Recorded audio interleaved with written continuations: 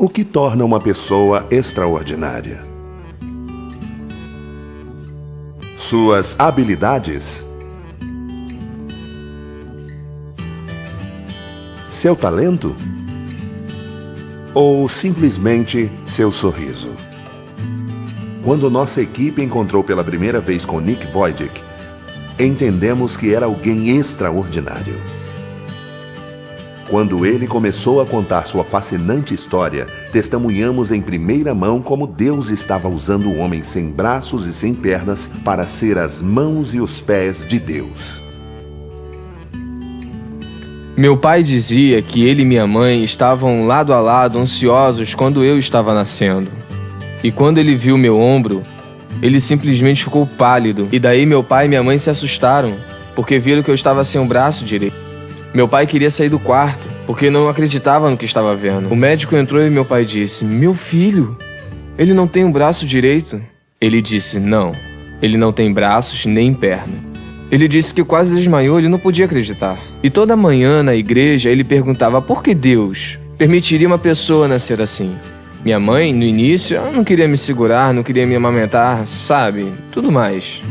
Ela se sentiu muito desconfortável nos primeiros meses. Levou muito tempo para que eles confiassem em Deus e acreditassem que ele não havia cometido um erro, que não os havia abandonado e nem a mim. Seus pais entregaram seus medos e frustrações pela deficiência do seu filho para Deus. Eles preferiram confiar em Deus e na promessa de que havia um propósito, uma esperança, um futuro para o seu filho.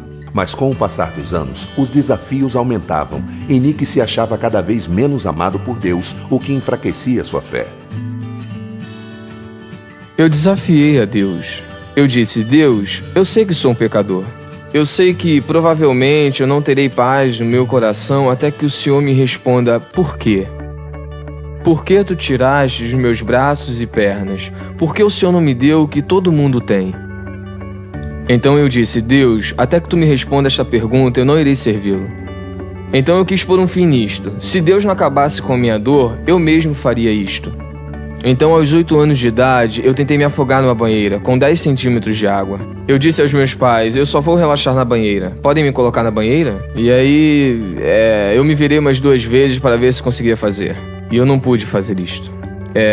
O pensamento que me fez parar de fazer isso foi o amor dos meus pais. Bom, porque eu os amava tanto e tudo o que eles fizeram foi me amar. Eu pensei comigo mesmo: se eu tivesse realmente feito aquilo... Visualizei meu funeral, visualizei meus pais e vi a culpa sobre os meus ombros, de que eles poderiam ter feito mais. Esta seria a última vez que Nick tentaria se matar. Mas não seria a última vez que ele ficaria de frente com aquilo que o motivou a tentar acabar com sua dor. Um dia a mãe de Nick o fez ler algo sobre um homem com uma deficiência grave. E a história daquele homem teve um grande impacto sobre Nick. Eu poderia escolher ficar com raiva de Deus pelo que não tenho e agradecer a Deus pelo que tenho. A minha mãe disse: "Nick, Deus vai usar você, eu não sei como ou quando, mas Deus irá usá-lo." E aquelas sementes começaram a penetrar no meu coração. E foi aí que comecei a ver que não há sentido em ser completo do lado de fora quando se está quebrado no interior. E descobri que Deus pode curá-lo sem mudar a sua circunstância. Eu dei a minha vida para Jesus Cristo quando eu li João 9, aos 15 anos de idade. Quando um homem, passando numa vila, e o homem, um cego de nascença, Jesus o viu e as pessoas perguntaram: "Por que este homem nasceu cego?" Jesus disse: "Foi assim para que se manifestem nele as obras de Deus."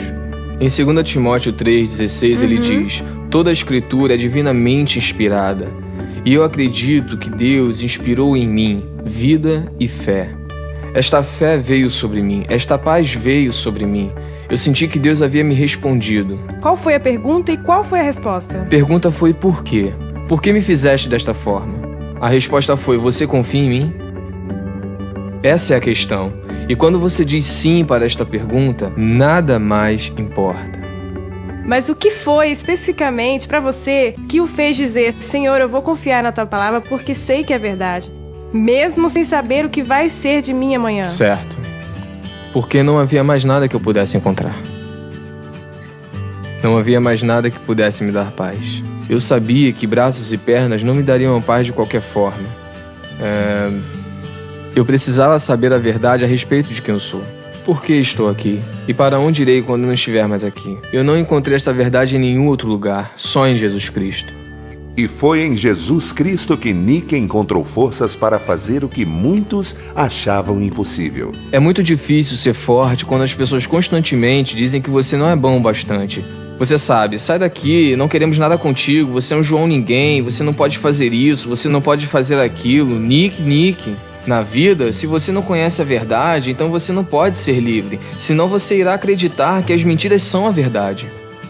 Uma vez que percebemos que quando lemos a palavra de Deus, você conhece a verdade a respeito de quem você é, eu não sou um homem sem braços e pernas, eu sou um filho de Deus. Eu fui perdoado dos meus pecados. Eu sou um embaixador do Rei dos Reis e Senhor dos Senhores. Eu não sou nada além de um servo do mais alto Deus. Isso não é sobre Nick e sua capacidade e sua habilidade de se tornar este conquistador. Eu não sou nada.